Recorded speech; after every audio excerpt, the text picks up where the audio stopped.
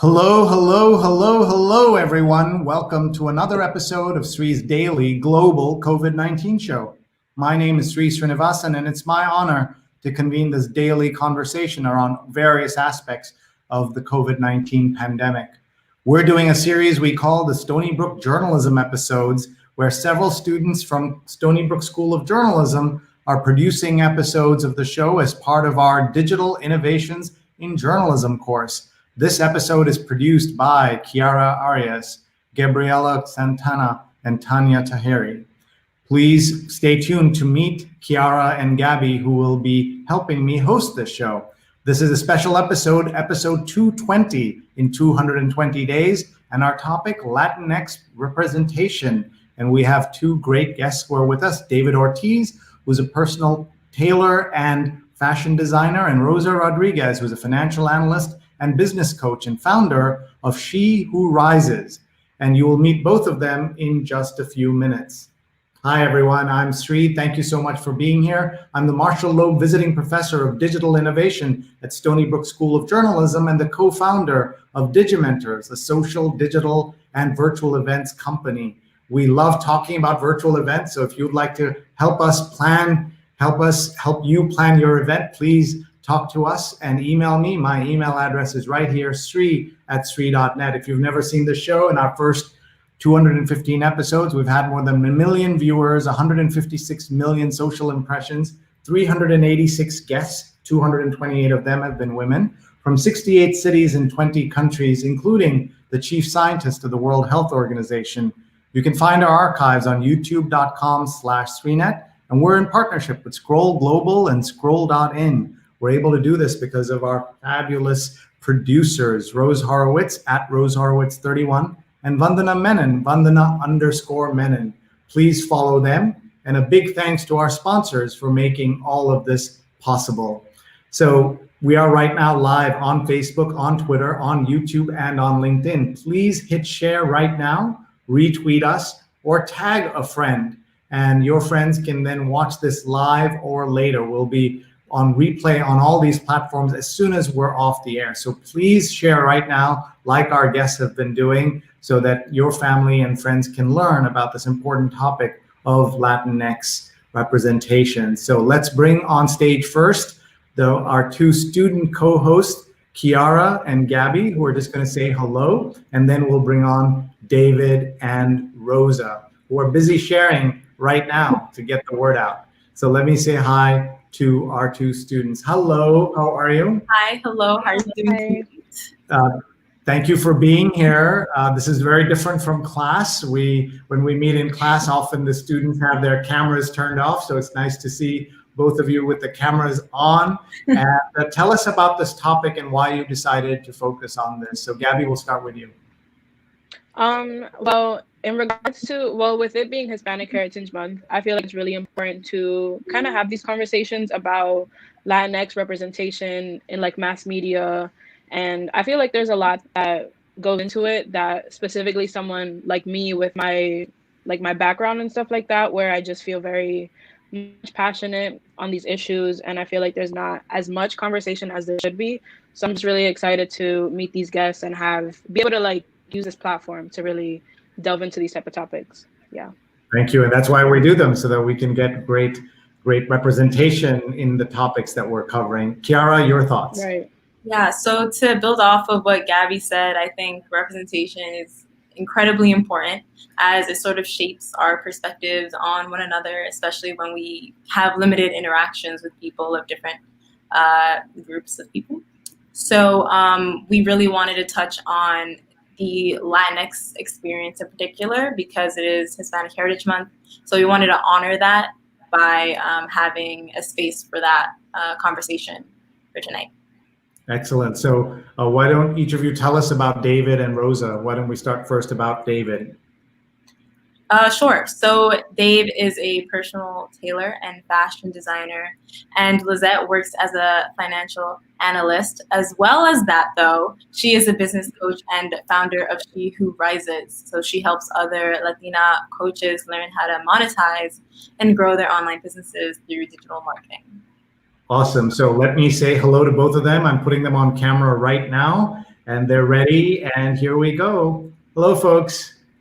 Hi, how are you guys?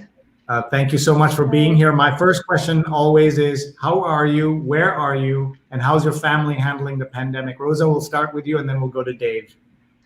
I am doing great. I actually live in West Haven, Connecticut, and I am doing really well. I am working from home, and my family is doing well. I have two boys. They're thankfully they have been safe throughout this whole pandemic. So I've been lucky enough to be working for a company that has allowed me to still, stay at home and work from home and take care of my kids at the same time. So that's so important, and that's great. Let's go to Dave. Yeah, I'm doing well myself. I'm currently home at the moment. Everyone is doing well. We're all home right now, so yeah, if you hear any noise, it's most likely the family. So, and tell us where home is. Staten Island, New York, by the way. Yeah.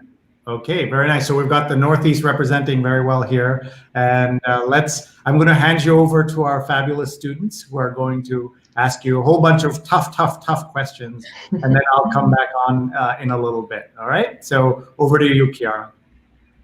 All right. So to sort of, introduce the both of you, we sort of want to talk about what inspired you to get into your respective careers. So, Dave, if you want to go first.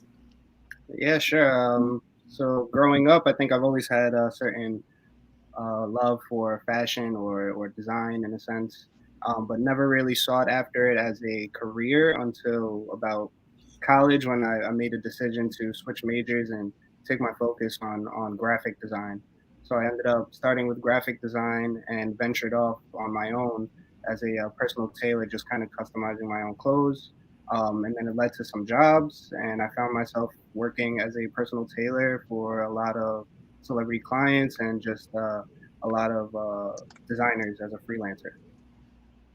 Okay, that's great. And Rosa, definitely. Well, I actually started out as an accountant. So I have an accounting degree. My dad used to own his own bodega, and the family, they're all entrepreneurs. And I felt like, in the Latin community, you have to have something that is either, your parents recognize, okay, what are you going to be, a doctor or, a lawyer or an accountant? One of those three. If not, I don't know what else can you be, right? But I went into accounting, and I started in corporate America, and started with smaller companies, and then went on to a larger corporation, which that's where I'm working right now. And on the side, after my dad passed away, I wanted to start helping women and helping women in my community.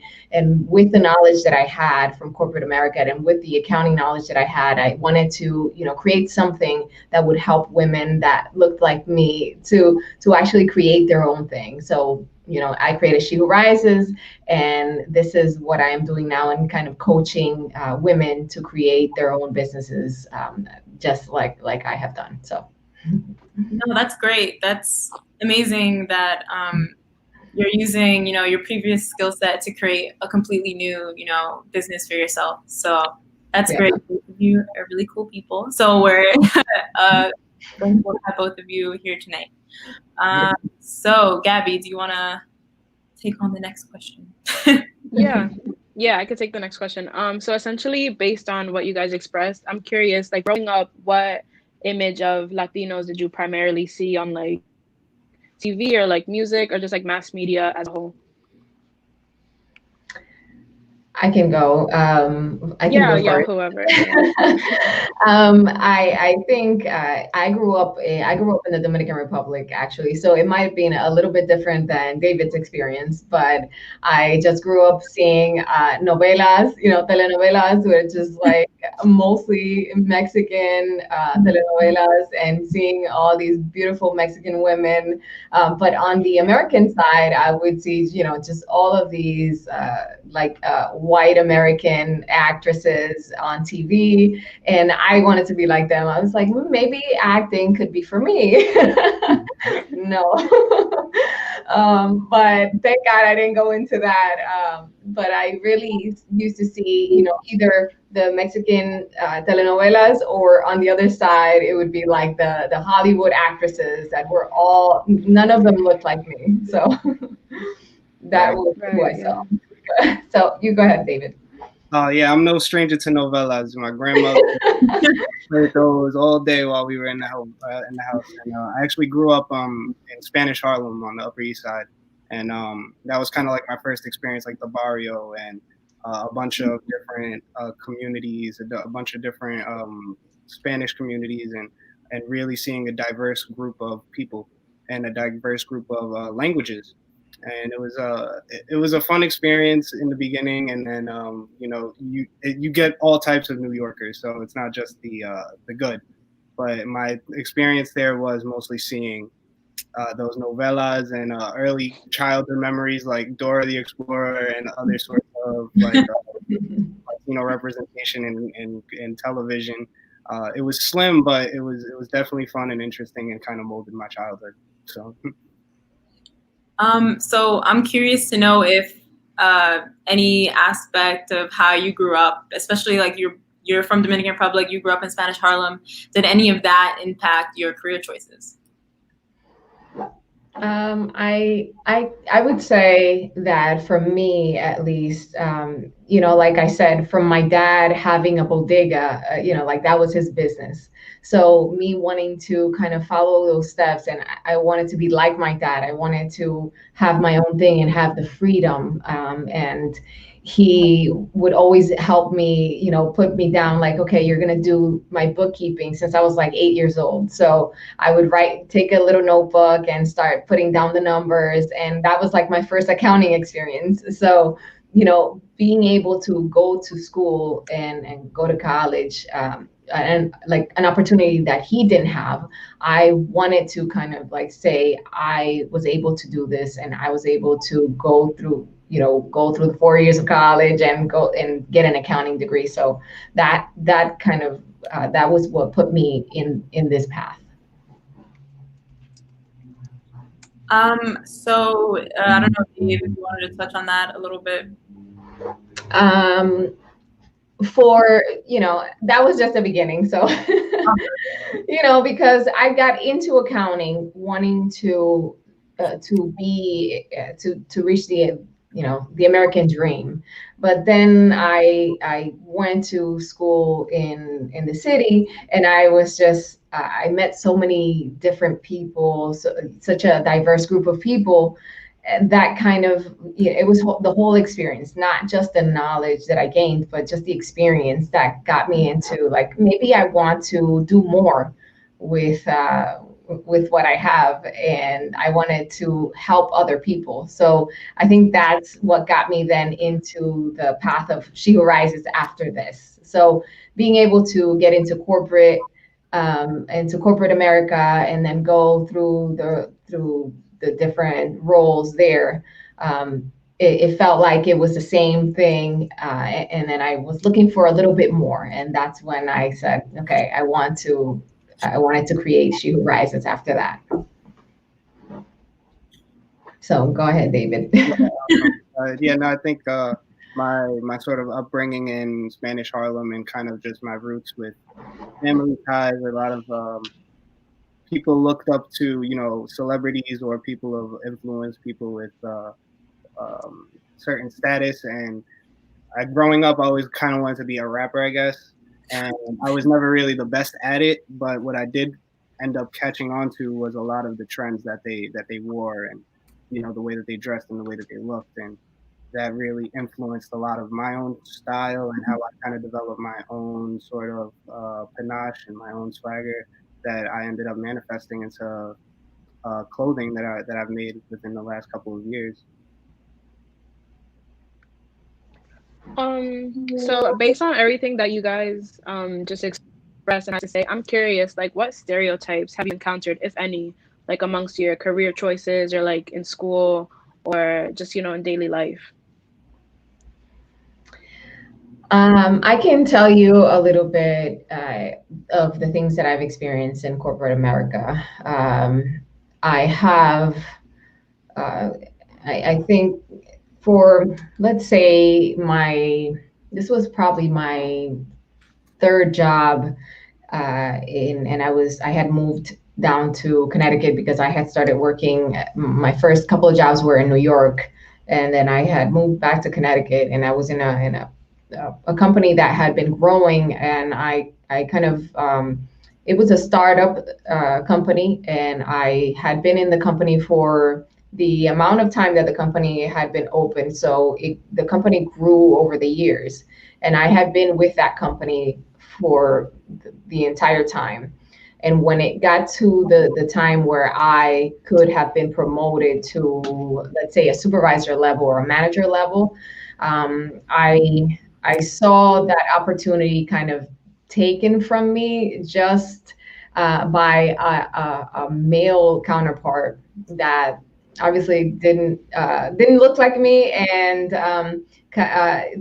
had much less experience than I did at that time. So I felt very disappointed for at that moment because I felt like I had been with this company from the beginning. Yeah. And then I when it was my time to get that promotion, then all of a sudden I see the other guy take that from me, even though he had much less time in the company. He had been there for maybe a year, and I had been there for 5 years. And I felt like I had much more experience with everyone in the company and had been in that role for a lot longer time. So that was one of the things. And there's a few others that I can tell you, but you can go ahead. Like you have to work twice as hard to get half as far when you are a minority, and whatever minority that is, racial minority, when it comes to gender, different things like that. So I completely understand that. So, Dave, do you have any experience? Yeah, okay, go for it. I understand. I understand what you've gone through, and I think I've seen it happen many times in my industry also. On top of that, my own personal experience. I mean, just working in the fashion industry, it's a superficial industry. It's all about materialism. You have to kind of hold yourself a certain way. There's a certain way that people look at you. If you're not in style, or if you're not up to date with certain things, and it's funny because they try to be diverse, or they try to be inclusive, but the people who are like still behind the scenes pulling the strings are pretty one-dimensional. And it's sad because the majority of the people who are within that industry have either grown up with money or come from wealth, and they're more privy to opportunities than some people who don't have those same benefits, and they're still also the same people who are consumers. So it's I've seen it firsthand, and I've experienced some of it into a certain extent where I feel that I may have to carry myself a certain way, or I might have to speak a certain way when I talk to particular people. And it is an uncomfortable situation. It's kind of part of the game in a sense, but it's something that we need to speak about so that we can level the playing field. So you sort of spoke about how the fashion industry is a superficial industry, and how looks really matter, and how they sort of try to appear diverse but aren't really. So I want to know, in your opinion, this question is for the both of you, how important is diversity and inclusion within your industry? It's very important. I've been fortunate enough to work with people who have been of diverse backgrounds and ethnicities, and currently I'm working for a person who has only people of different ethnicities working under him, and for that simple fact. And it's not necessarily a slight to any other culture or any other race, but it's more to bring awareness to the situation. And I've been very fortunate to kind of work with a very diverse group of people lately. And the space is a lot more interesting that way too. It's a lot more dialogue and conversation that fuels creativity, that fuels our passion and drive.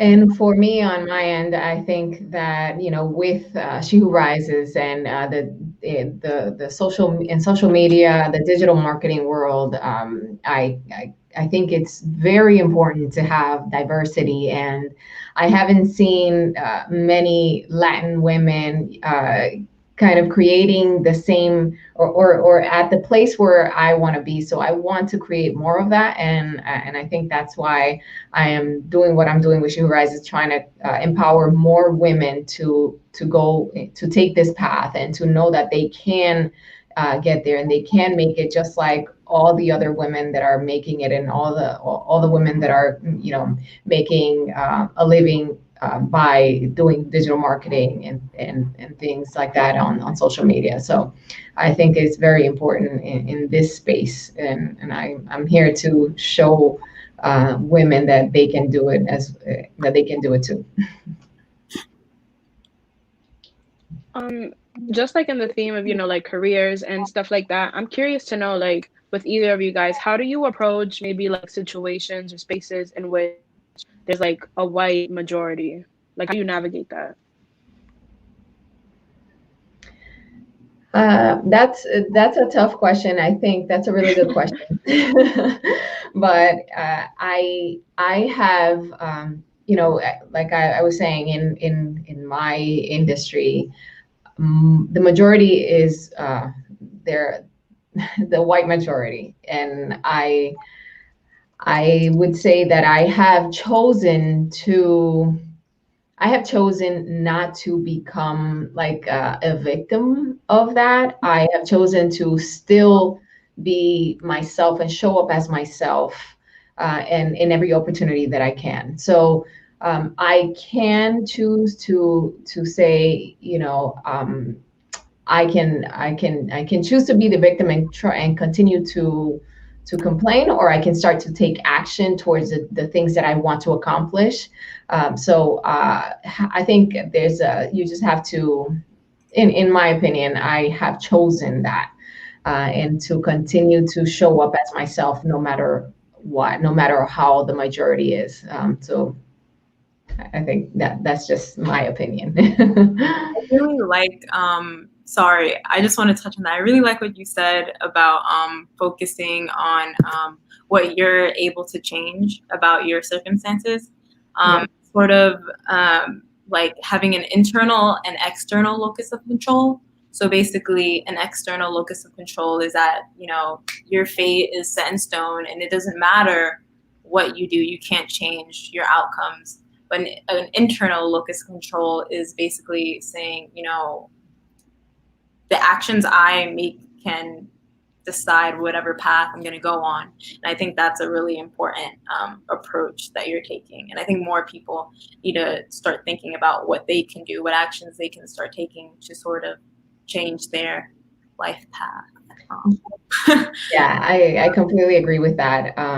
I have, like I think each of us can decide to make a change by first, working on themselves and working on ourselves, specifically from the inside out, and focusing more on what we can do, and focusing more on what we can do, within ourselves, and work on the things that we can improve. Because a lot of times we kind of like take that, give up the right to make that change by focusing on the external factors. So, like you said, deciding that I am going to work on me, and then everything else is out on the outside is not going to affect me on the inside. So. All right, I agree. I feel, in my industry, it's important that I hold myself to just being 100% me. I walk into every room as myself. I walk into every room 100% confident with who I am, and know that who I am speaking to, I'm well informed on what I'm speaking about. I never try to sugarcoat things or feel that I have to tailor myself a little bit more to a certain person, although the occasion might call for it. I do feel that there's this internal piece of me that is super confident and comfortable with who I am to speak directly with anyone in any situation, despite the racial ethnicity. but I do feel the tension and sorts of outlying feeling that you get from having to be censored or having to be anything other than yourself. And it's important that we do focus on that ourselves and focus on working on, our own internal problems and things that we can change.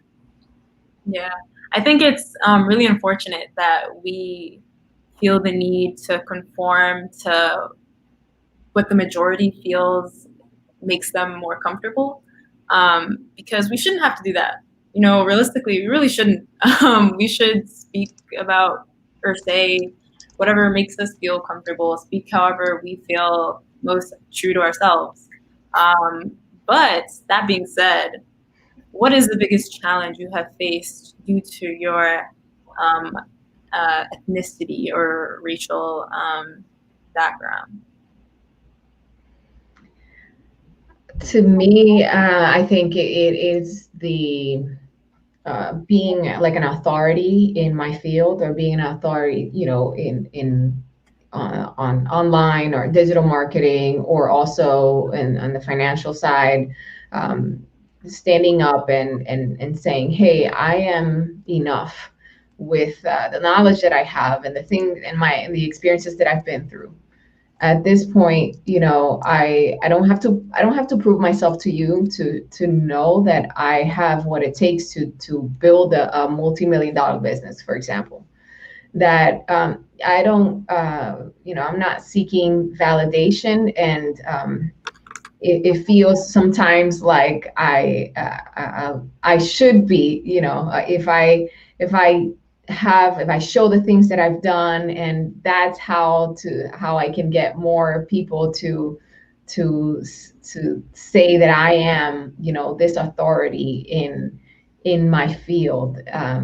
So I think that that has been a challenge, just kind of like saying, well, I am enough. I know I have all this knowledge and all this experience, but at the same time, like having to prove myself. So, you know what I mean? Having to prove myself in the field as at the same time. And because of my heritage, because of the way that I look. So, and not as much as other people have had to prove themselves in this area. So that's my experience. I agree 100%, and I feel the same way in the sense that, there's a struggle with upward mobility, and I think a lot of industries when it comes to Latin, Latino heritage.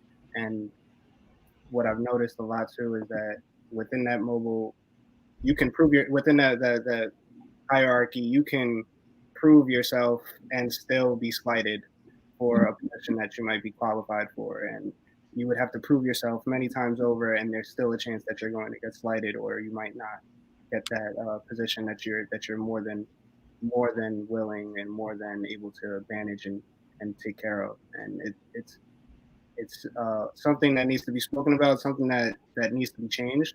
And where it starts is through conversation like this. Yeah, I definitely agree in the vein of like that we need to continue to like promote these types of conversation, to like talk about inclusivity and the issues that like the Latino community faces and stuff like that. And even with intersectionality, colorism, like I feel like these are all, necessary and important topics that will help not necessarily like break the ceiling, but will definitely like widen the the area, or like the room for more, I guess, Latinos to really like make a space for themselves in a way. So I'm curious, how do you guys personally feel about like the current state of Latino representation in different forms of mass media? There's definitely not enough. I feel like we definitely need more. 100%. There needs to be a lot more of it.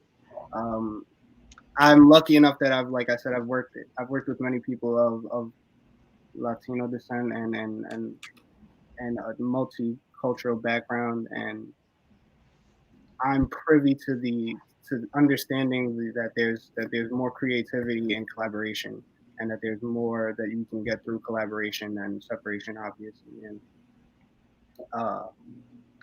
Latin culture needs to be expressed more. I think even in the fashion industry, like I said, there's very little, if any.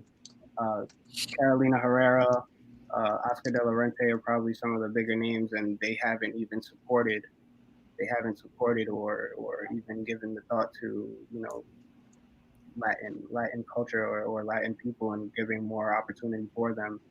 And it's kind of sad because I wish that there was a lot more diversity, and it seems like a lot of people are riding off the back of the BLM movement and colorism and certain things of that sort. But when it comes to speaking about Hispanics, it kind of gets pushed to the back or kind of washed over. Yeah, I definitely agree with that. I guess my next question, a follow-up question to that for both of you, how do you suggest different forms of media approach more representation for Hispanic individuals? So, Rosa, if you want to start with that. I think that I've seen, online the representation, like David said, there is definitely not enough. But I would start with, having more of these conversations that we're having right now, and the people that are, kind of like I know the BLM movement is making so much progress right now, but I would like to see that also with, join forces with the Latinx community. I think that would be a much powerful movement if we were all kind of like doing this together and creating more of these conversations online, creating more of these conversation in the workplace. Myself and some of my coworkers are starting kind of like a Latinx committee in my company, and we want to have these type of conversations with the people that are in charge in our company, and I think that all of us should request and to raise our voices and have like the courage to just say, hey, I know that we haven't done it this way for a while, but why not listen to the people that are working for you and in your company for so long? Why not hear them out and see what they need and kind of like start that movement in every, as much as we can, in every place that we can. So I think that would be really great. Yeah, I completely agree. I think that, only through solidarity, through different groups of people, will you actually begin to see progress, because that there is strength in numbers. So if we get the Latinx community, we get the Black community, we get the Asian, South Asian, and East Asian community to all speak about whatever issues and problems are they're facing, and we can address them in these numbers, of course, like we'll have, it would be much stronger. It would be way more effective. More of us, but yes, that's the first step. Just recognizing that, like, my problem is your problem.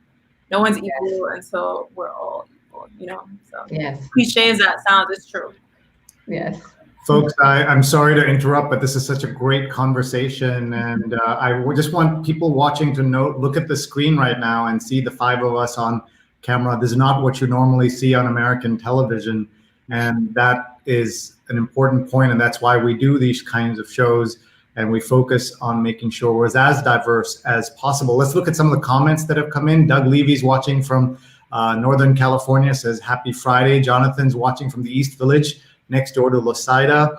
Paula Kiger is watching from Tallahassee, Florida. Chitachi, who's been a former guest on the show, is here. She was a guest on our July 4th episode talking about what America means to her, and already it's almost Thanksgiving. That's how fast things are moving. Pradnya is watching from Silver Spring, Maryland. Jake says, good luck, guys. Jake is a classmate of these wonderful students who are doing a great job. Stefan says, hi, everyone. Always wonderful to be here, and equally great to see these Stony Brook students producing the show. Way to go, guys.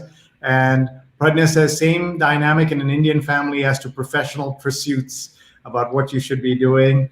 Rose Horowitz is watching, one of our great producers. Rose Horowitz 31, please follow her. She's also in Connecticut, Rosa. And Ashok is watching from Kerala, India. as is Cherry is watching from India as well. Kayla is watching, loving tonight's show so far. She's got high standards. She says so far, so you guys got to keep it up. Otherwise, Yeah. right. Raihani says good luck, and Sean says enjoying this conversation. Nice.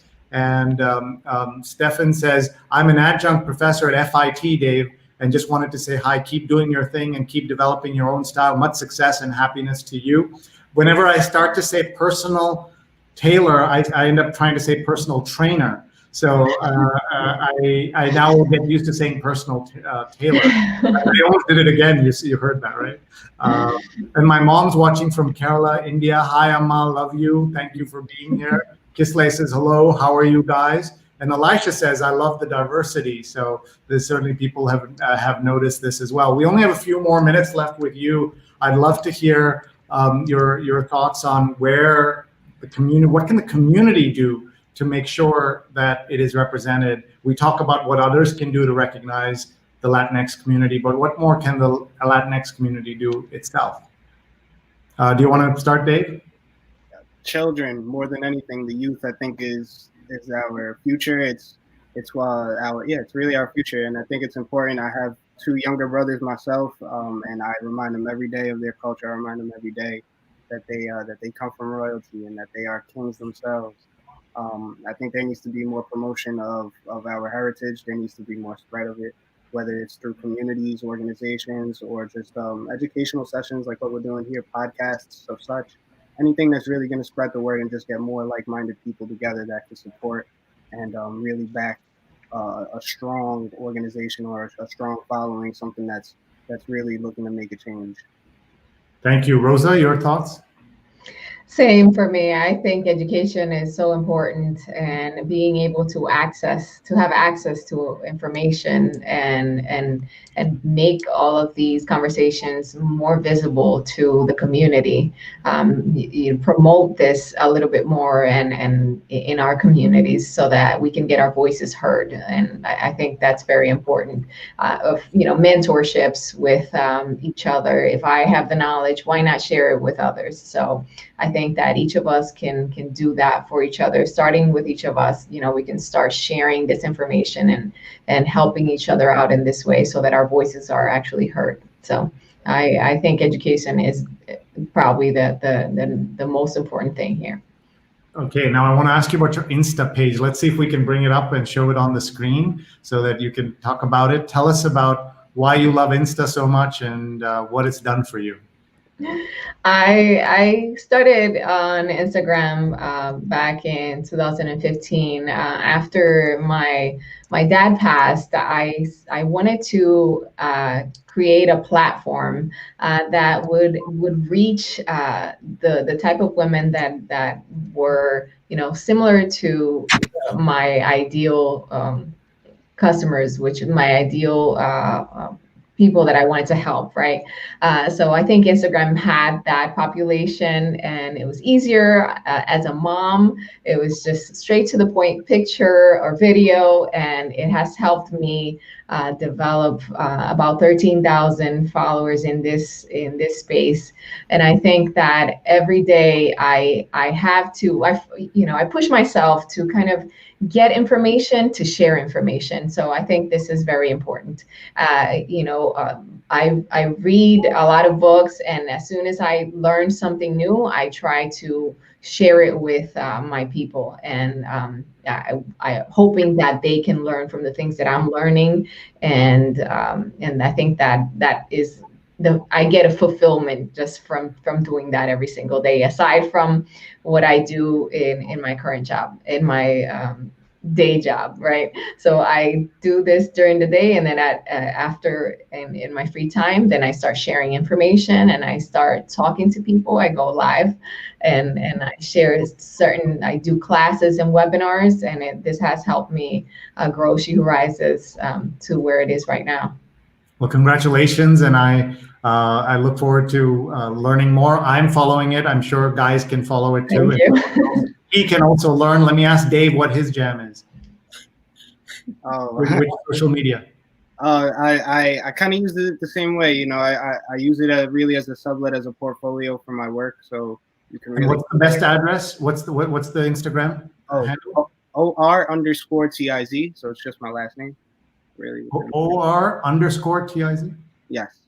Okay, terrific. And By the way, what's life like to have the name of a famous baseball player? It's fun. It was fun for a while, got annoying, and now I just embrace it 100%. My own name, more and more every day. So it's an interesting.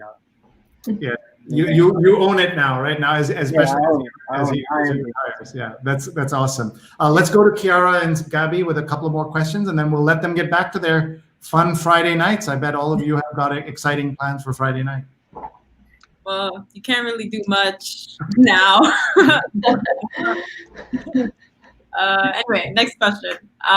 So we spoke a little bit about identity in the workplace.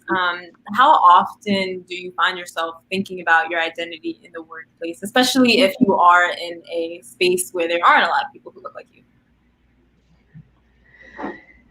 I think, go ahead, David. Yeah, no, I mean, I spoke to it a little bit earlier in the sense of like having, making sure that like I walk into every room as myself, but still feeling the certain friction or uncomfortability of knowing that I am the outcast or I am someone of a different ethnicity, and that I realize that I am the one who sits a little bit further out from the rest. But I still do walk into every room as myself. I speak the way I speak. I don't change anything really about me aside from how I may come across in certain circumstances. But it's all out of professionalism. So I do think about it very often, but I do always keep professionalism at the forward of my actions.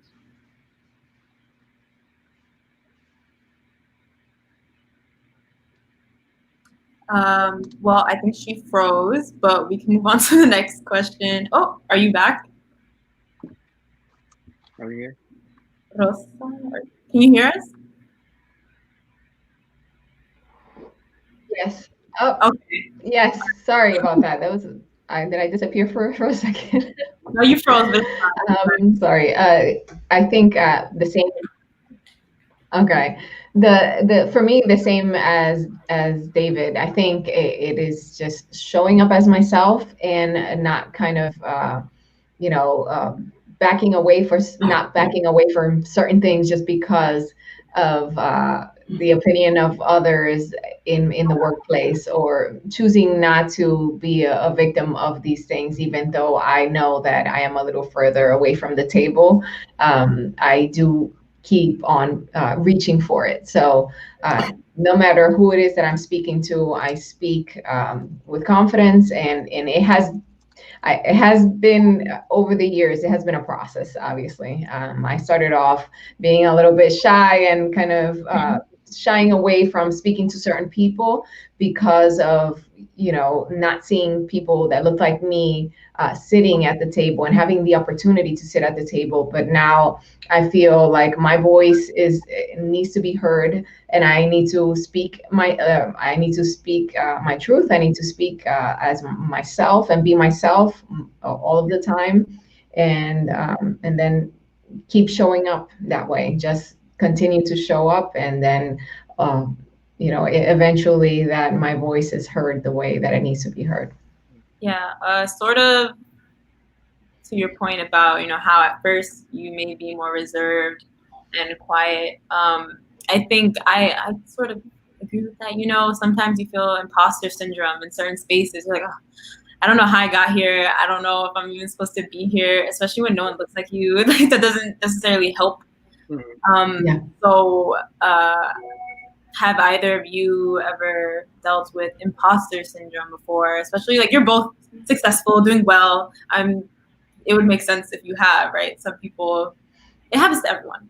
Yeah, I call it paralysis. That's really what I call it.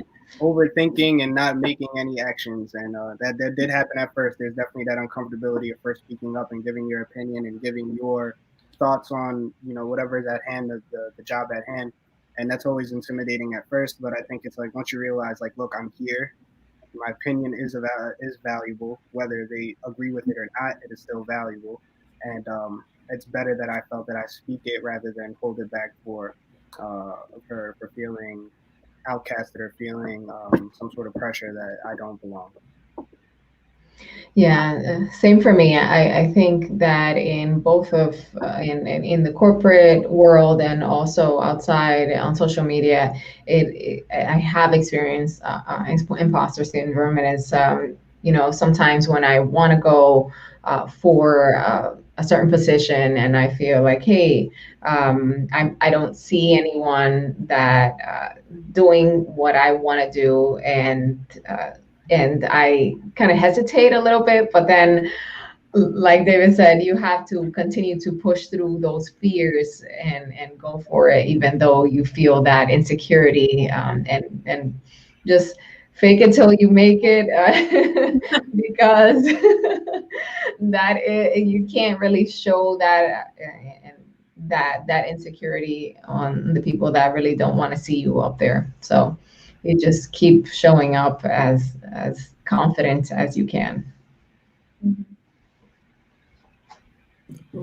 Folks, nice comment here. Chris says, wonderful seeing examples brought in from the outside. Keep up the great work. So as we wind up here, I'm going to ask Gabby and Kiara to ask one more question each, and then we'll wind up here. So Gabby, go ahead. Can you hear me, Gabby? No, maybe not. Kiara, do you want to go? Yeah, no problem. Okay, so I guess I sort of want to speak on, do you feel like you've had any privileges that have allowed you to get to where you are today? I guess I can go to Dave first. Privileges, I would say probably the biggest privilege that I had in getting to where I am today was networking, really. And it's really about who you know. It really is. A lot of it is who you know. And I was fortunate enough to really network well and have the right connections to get me to where I am. And it's sort of the same thing that I emphasized with spreading the word about Latinx culture and Latinx, the movement itself. And it's all about collaboration. You're gonna grow through numbers, and the more people that you know, the more well connected you are. It'll afford you more opportunities than others. So I find that it's very important to network, and that was probably the biggest privilege, if that is a privilege. And I think for me, a little bit different, because I think my privilege was that my dad was able to put me through college, and I think that was a privilege to me. And I know a lot of friends or a lot of family members who were not able to have that. So, like they had to figure that out, and then they were left behind and weren't able to get the college degree. And here I am. So, being able to have a bachelor's degree and get a job. And I see others that I graduated that we went through high school together and are not making, not in a corporate job or working in something that is not like, you know what I mean? They didn't get to do the things that I got to do because of that. So I think that was one of the privileges that I had. Yeah, I definitely, I'll agree to that also. That was definitely a privilege of mine as well. Yeah. The ability to have higher learning. Yeah. Folks, before we wrap up, I'm going to come back to each of our speakers, including our students, to give us a final thought each. Before that, while they think of their final thoughts, I'm just going to tell you what's coming up here tomorrow morning on this show. So tomorrow we are live at 9 a.m. Eastern instead of 9 p.m. So 9 a.m. Eastern is Women of Color Leading the Way. And we have two awesome authors with us. Bonita C. Stewart is the senior-most African-American woman at Google, and she's the VP of Global Partnerships. She'll be with us. And Jacqueline Adams, communication strategist and Emmy-winning former CBS News correspondent. They've got a new book out called Women of Color Teaming Up to Lead, Empower, and Thrive. And the book is called A Blessing. And you may know that a group of unicorns is called a blessing. So they're talking about being special and different in the workplace. So please join us at 9 a.m. tomorrow. You'll learn a lot. This book is just out and has gotten great reviews. That's at 9 a.m. Eastern. And our friend Stefan Kaplan, who had shared a comment earlier, will be with us for his special episode of Spin It Social Hour, talking photography and social media. And this is called La Frontera, Artists at the US-Mexico Border. And these are photographers who will be talking from across the US-Mexico border. This is a project by Stefan Falke. And this is tomorrow at 10 a.m. after that show. And then I have my call-in radio show from noon to 2 on WBAI 99.5 FM.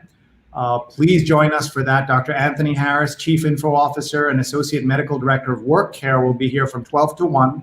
And from 1 to 2 p.m., we'll have Maria Lizardo, who's Executive Director of NMIC NYC, that does so much amazing work in the realm of equality and diversity. And so that's from noon to 1 on 99.5 FM WBAI and worldwide on WBAI.org. And that's just Saturday. We have multiple shows on Sunday as well. Thank you so much, everybody, for being here. So we'll start with Dave, go to Rosa, and then Gabby, and then Kiara. So go ahead, Dave, your final thoughts. I just want to say thank you guys for having me. First of all, this was really awesome and really a great opportunity to meet with like-minded people. I think we accomplished a lot. Any other last-minute thoughts? Yeah, I just want to speak about Latinx culture one more time and explain, just exactly how important it is to really link through community, link through numbers, community. It's important that we all reach out to one another and talk about these things. I think it's the only way to spread awareness. And that's really the goal of what we were doing here, is just to spread awareness. And you did a great job, guys. Thank you. Thank you for having me. Thank you, David Ortiz, personal tailor and fashion designer. I almost did it again, Dave. I'm so sorry. And you can find him on Insta, OR_TIZ. I'm already following him, Dave. Thank you so much. And thank you for your time. Hope you'll come back in the future and keep us posted on all the cool work you're doing. Thank you. And Rosa, over to you. And you forgot to say he has a resemblance to Pat Mahomes.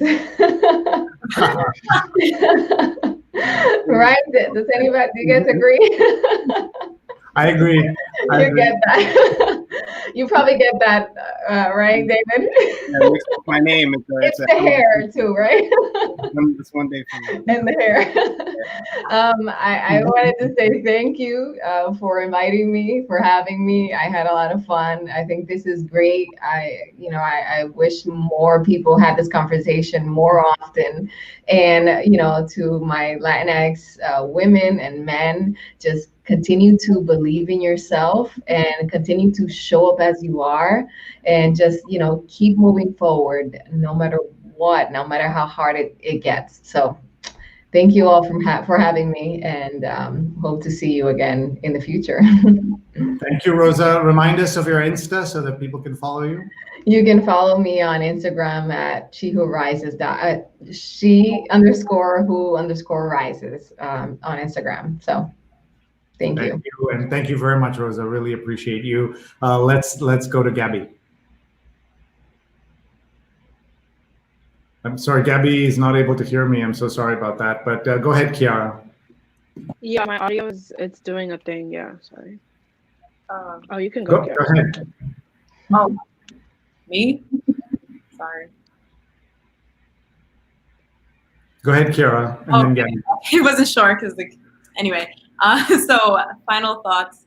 I guess I would say, and as bad as this sounds, I guess I'm glad that people who are still very successful feel some sort of imposter syndrome, because at the end of the day, that just means that you're challenging yourself. You're going outside of your comfort zone. You're doing something that, you're not used to doing. That's good. That means you're trying something new and doing something that, putting yourself out there. And I think we should all, while it's not the best feeling in the world, it's a uncomfortable kind of good feeling once you actually achieve it. So that's great that, you'll continue to feel that and overcome it again and again and again. Another point I want to end on is sort of stress the importance of solidarity and sort of intersection within the Latinx community. So I am Black, but I'm Hispanic. So that intersection is very important to me, and I hold that, you know, near and dear to my heart. So, you know, just realizing solidarity between all groups and the intersection of all of our identities. And I want to thank you both for joining. It was a great conversation. And yeah, thank you for your time. Let's see if we can get Gabby on. Gabby? Can you hear me? I'm not sure if you can hear me. Yes. Yeah. Yes. Okay. Yeah, my final thoughts, essentially, thank you guys for coming out. Honestly, it was a really important conversation, and I'm glad we were able to, you know, really speak upon a lot of these important things, just because I feel like, again, it's not really touched upon in the way that it should be. Similar to what Kiara mentioned about intersection, like same thing in being like Black and also being like Hispanic. I feel like amongst like Latinos, we need to be able to really understand like the concept of race and like, ethnicity and like nationality, because I think sometimes the definitions often get maybe like blurred together, and a lot of the times it's difficult to really understand our identity and how we present amongst each other and to other people as well. So I just think, again, that's also like, you know, another important thing that should be touched upon. But I mean, yeah, like overall, happy Hispanic Heritage Month and all good things. Yeah. Thank you very much, and thank you, Gabby, and thank you.